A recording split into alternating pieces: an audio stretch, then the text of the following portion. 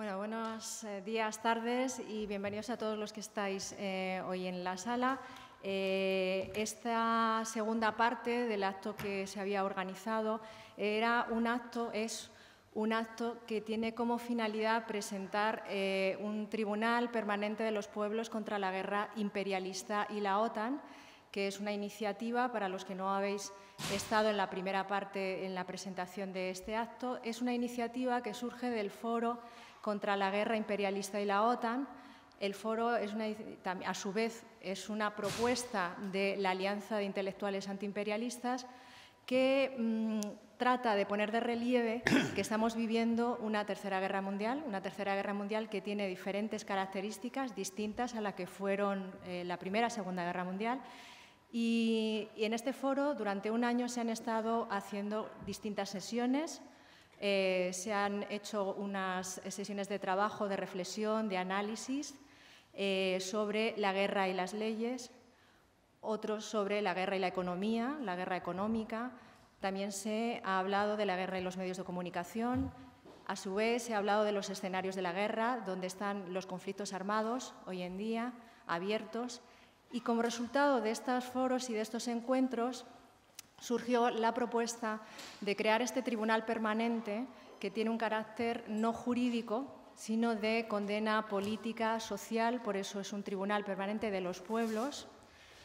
para recoger, para ser testigos de la situación que estamos viviendo hoy en día de esta tercera guerra mundial en la que estamos insertos. Una tercera guerra mundial que no lo decimos nosotros, sino que ya el propio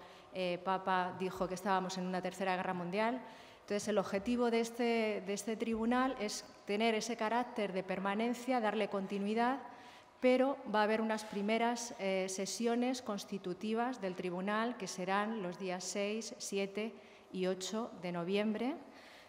Aquellos que necesitéis información después del acto, os facilitaremos esa información si queréis participar. La continuación de este acto de presentación del tribunal está programada que sean dos conferencias, dos intervenciones cortas, para dar la posibilidad de que podáis intervenir, hacer preguntas, reflexionar sobre lo que nos cuenten las dos personas que van a actuar de conferenciantes. Os va a presentar a Andrés Sorel, un compañero de esta facultad que ha llevado la presentación de la primera parte de este acto, que es Andrés Barrera. Va a presentar a Andrés Sorel y a Manuel Pardo. Va a haber esas dos intervenciones, primero hablará Andrés Sorel y después Manuel Pardo, y os daremos la palabra a vosotros. ¿De acuerdo? Adelante. Bueno, pues muchas gracias, Ángeles. Y ya sin más prolegómenos, tengo el gran placer de presentar a nuestro invitado a dar esta conferencia en el marco de la presentación del tribunal, Andrés Sorel, escritor, ni más ni menos, que estudió Magisterio y Filosofía y Letras, no sé si en España o ya fuera de España, en el exilio. Y durante el franquismo colaboró con la prensa clandestina del Partido Comunista y también fue corresponsal de Radio España Independiente de 1962 a 63, desde su exilio en París, donde dirigió además la publicación Información Española, dirigida a los emigrantes españoles en Europa. Fue también fundador, presidente y responsable de la sección de cultura del diario Libération, Liberación, por cierto, Liberación o Liberación. Ah, entonces no es el... Liberación era el francés, Liberación sí, era el francés, pero del que todavía sigue siendo un diario... En Francia, sí. En Francia, publicado en Francia. Y también fundó o participó, fue cofundador de la Asociación Colegial de Escritores de España, de la que fue secretario general, y al mismo tiempo dirigía una revista con un nombre muy sonoro, República de las Letras, durante casi 30 años. Pues gracias, Andrés, y esperamos con gran interés tus palabras. Sí, buenos días. Voy a ser breve porque el título que se ha dado a la conferencia supondría que estuviéramos aquí encerrados largos meses casi para hablar de todos esos imperialismos, colonialismos, y no, es más importante vivir, divertirse, gozar, que no encerrarse en una sala. Voy a ser breve, pero únicamente voy a abordar dos aspectos que son distintos. Uno, un brevísimo enunciado sobre lo que ha sido el colonialismo y el imperialismo en los dos últimos siglos, y otro que es más importante, desde mi punto de vista, la situación crítica que estamos viviendo en España y en el mundo, el descompromiso ante situaciones cada vez más injustas, explotaciones más inicuas, guerras más salvajes, éxodos más terribles, y un silencio, cuando no un conformismo que realmente nos aterra. Yo recuerdo cuando se celebró, creo que fue la primera marcha contra Estados Unidos y la OTAN en Rota, me invitaron a que diera aquella conferencia y había pues más de 6.000 personas. Es decir, cómo se ha podido decaer, cómo se ha podido llegar a un extremo como el que vivimos cuando precisamente los problemas son más agudos, más graves, el deterioro de la civilización, de la cultura, de los derechos sociales está llegando a límites que casi en las modernas épocas de la técnica y la civilización nos enfrentan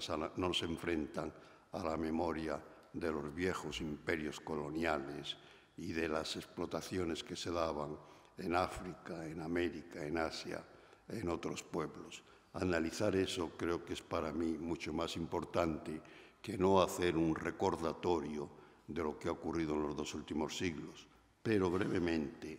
porque me ha tocado vivir experiencias bastante terribles, nos referiremos a ellos. A finales del siglo XIX, el colonialismo español declara una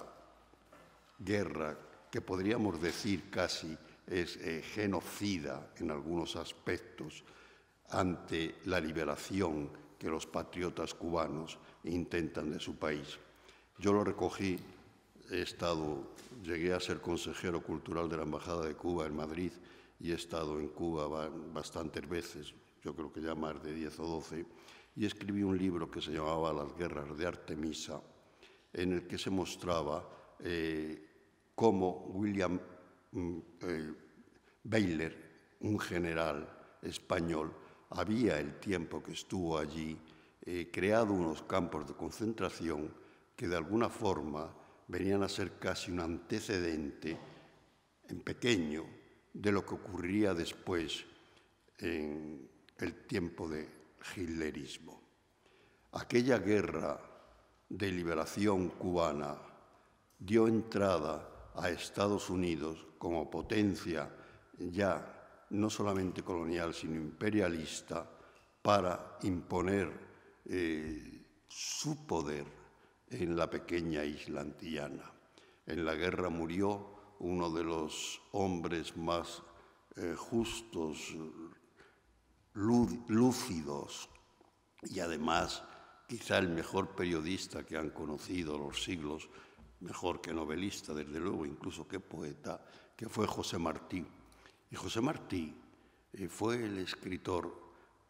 que luchaba no solamente contra España, sino ya contra aquel país en el que había vivido, llamado Estados Unidos, al que había mostrado en sus maravillosas crónicas cómo se desarrollaba, cómo crecía, cómo imponía, junto a un gran desarrollo económico, cultural, científico, etcétera, unas ansias de dominio sobre, en aquellos momentos, la incipiente América Latina. Dijo José Martí,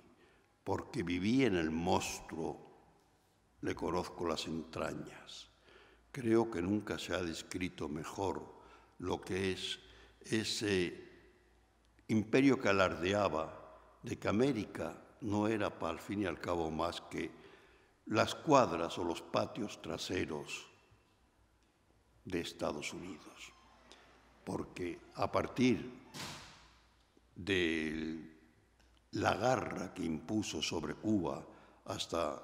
el momento en que en el 59 se alzaron Fidel Castro y otros hombres para liberarse de la tiranía batistiana, pero sobre todo del poder de Estados Unidos, que controlaba prácticamente la economía, el ocio, la vida, la cultura sobre una población que tenía entonces el 80% de analfabetismo. Digo que en aquellos momentos Estados Unidos inició lo que desarrollaría a lo largo del siglo XX. Simplemente podemos dar nombres: de Guatemala a Chile, de México a Honduras, de Argentina a Brasil. En Panamá había establecido un cuartel general Estados Unidos para impulsar todas las acciones bélicas y de inteligencia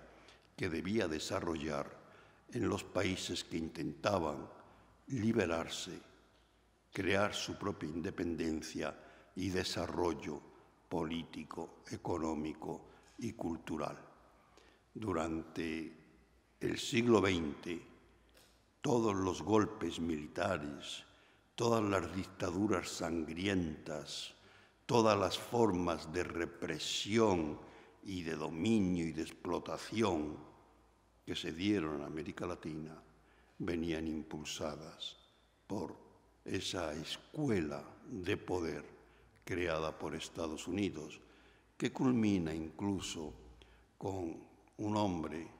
al que yo admiré y conocí, llamado Ernesto Che Guevara, que buscaba más que la liberación de Bolivia después de venir del Congo y de otros lugares, crear una conciencia de que para liberarse del imperialismo norteamericano no bastaba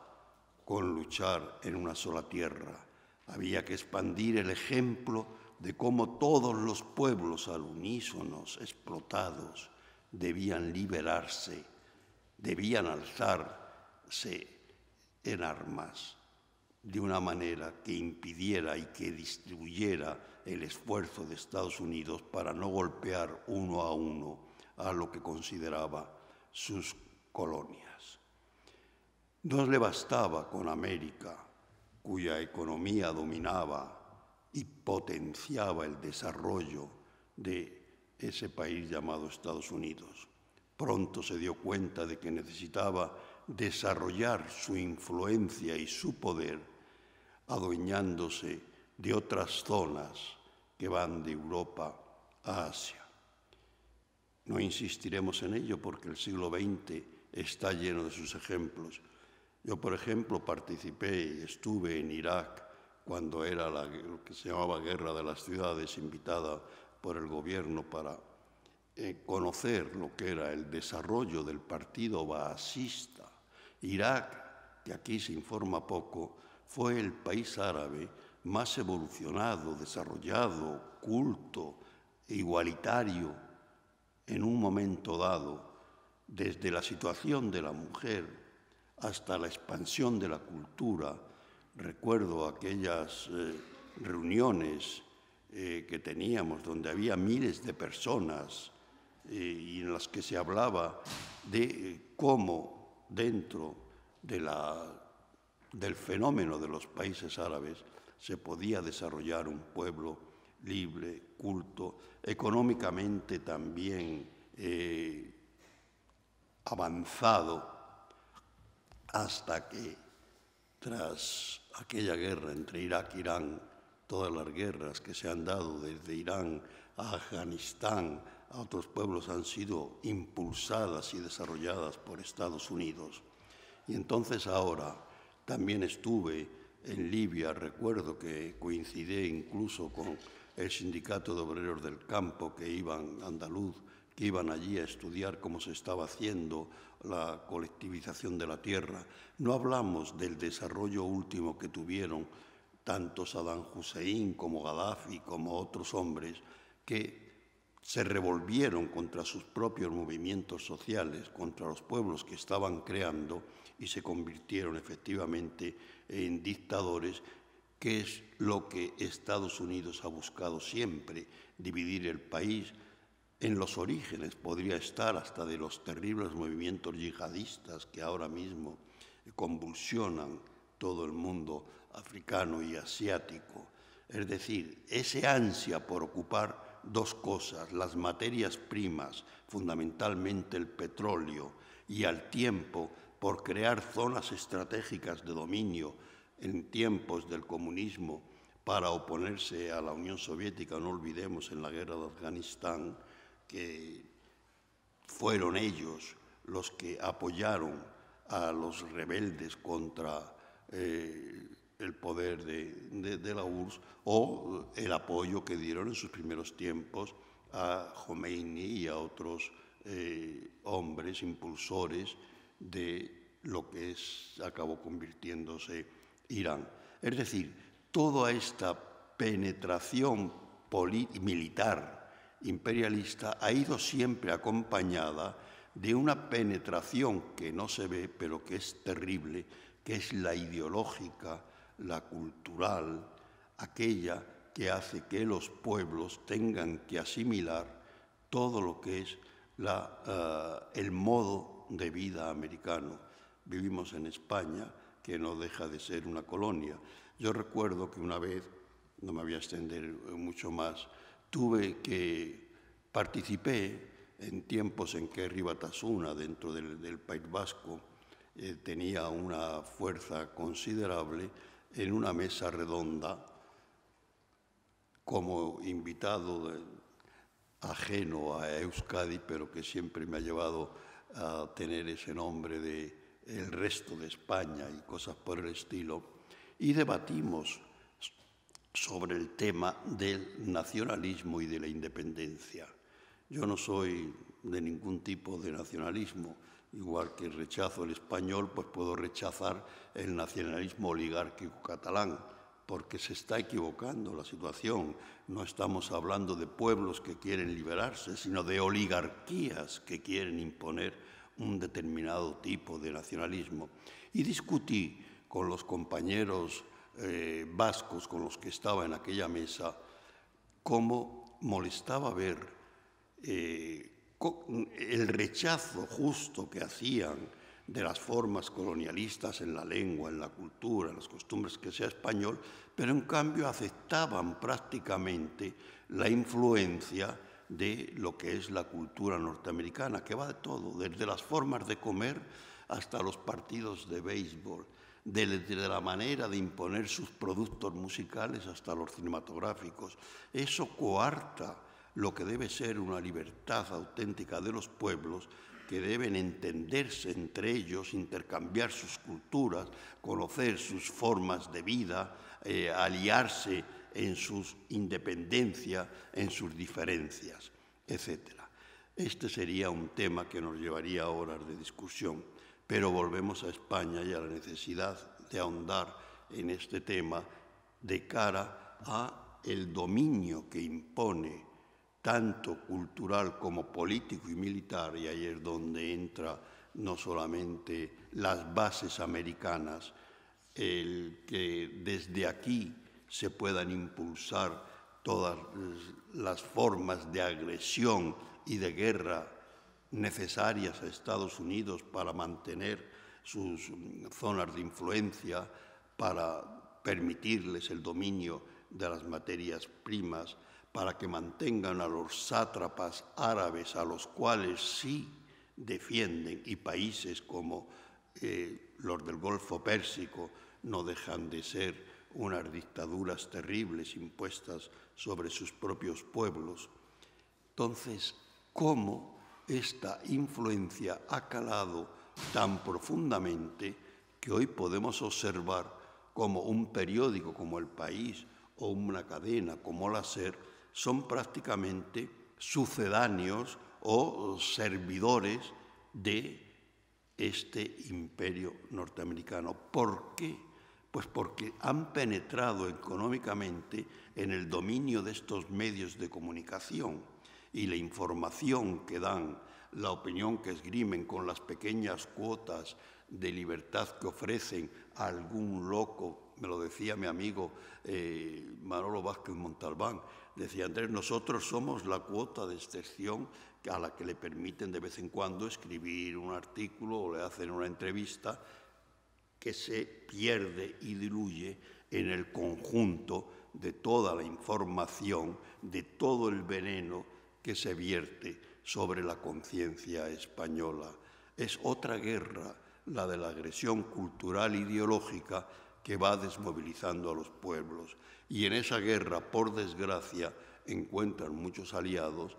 no ya en la derecha, que es lógico que por sus intereses económicos y políticos esté aliada tanto con Estados Unidos como con la Alemania, que no son palabras mías, sino de quizá la mejor escritora alemana de la posguerra, llamada Ingeborg Bachmann, que tuvo que exiliarse prácticamente a Italia, cuando en los años 57 dice: estoy viviendo en mi tierra dándome cuenta de que los viejos nazis reciclados vuelven a tomar el poder y de que, de alguna forma,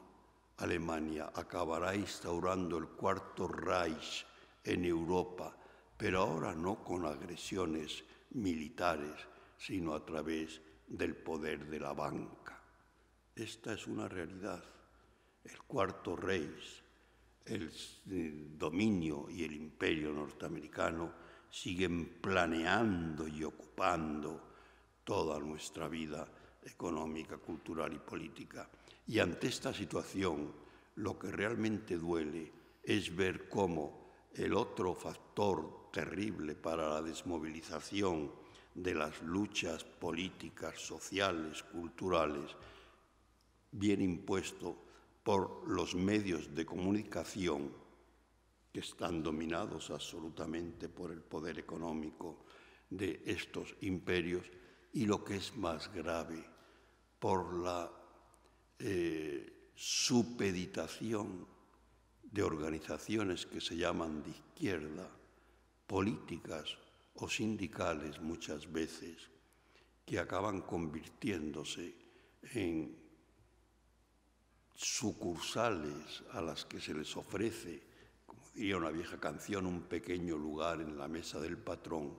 y aceptando jugar el papel de desmovilizador de las conciencias y de esas luchas. Hannah Arendt escribió, cuando se celebraron unos juicios contra los campos de concentración nazi, un maravilloso libro en el que hablaba de la banalidad del mal. La historia no debe estudiarse como si fuera un dominio de unos cuantos nombres perniciosos, los Hitler de turno, los Franco de turno, los Bush de turno. Todos estos están rodeados también,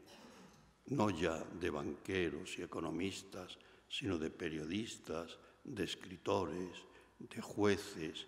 de abogados, de ingenieros, de arquitectos,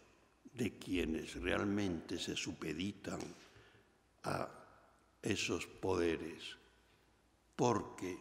unos dicen que cumplen las leyes como las cumplían los funcionarios o los trabajadores de los campos de concentración nazi, unos que cumplen las leyes, otros porque forman parte de lo que se denomina estado del bienestar, ese estado de bienestar mundial que hace que un 1% de la población mundial controle más riquezas y dinero que el 50% de la misma. Luchar contra este estado de alienación, criticar a todos aquellos que contribuyen al dominio imperialista es de alguna forma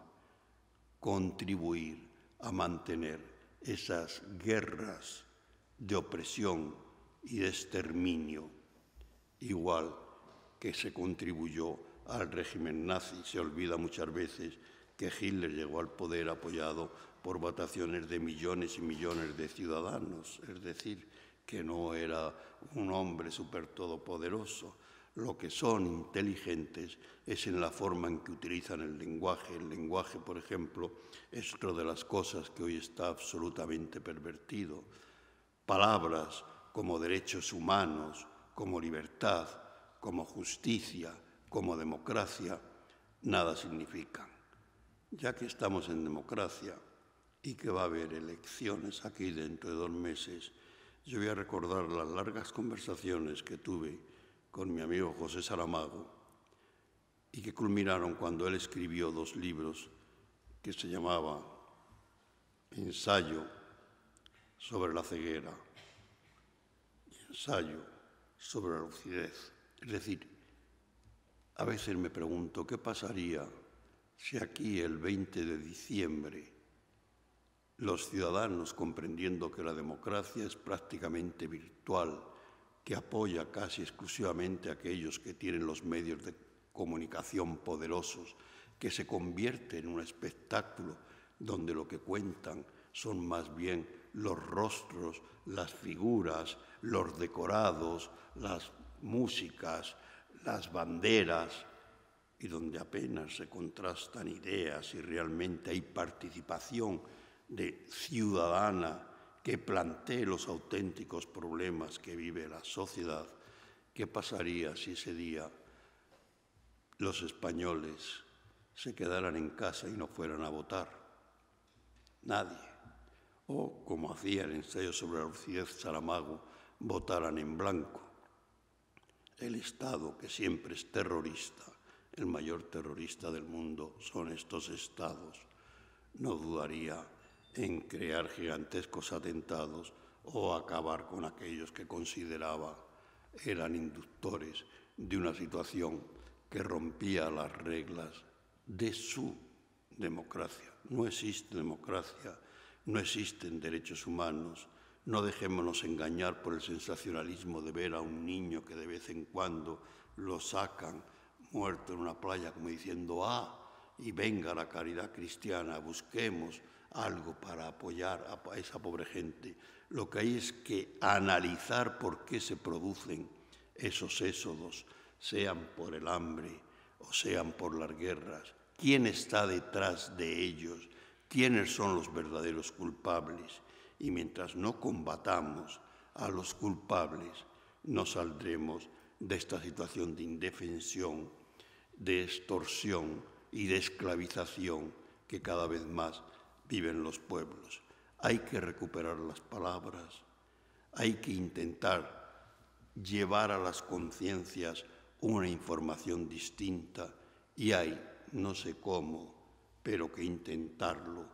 que buscar movilizaciones que, como decía el Che, si creen 1 y 1000 Vietnam, porque es la única forma de que el imperialismo, el capitalismo y la explotación de los poderosos no sigan dominando nuestras conciencias, nuestra vida, nuestra libertad y nuestro propio futuro. Esa es la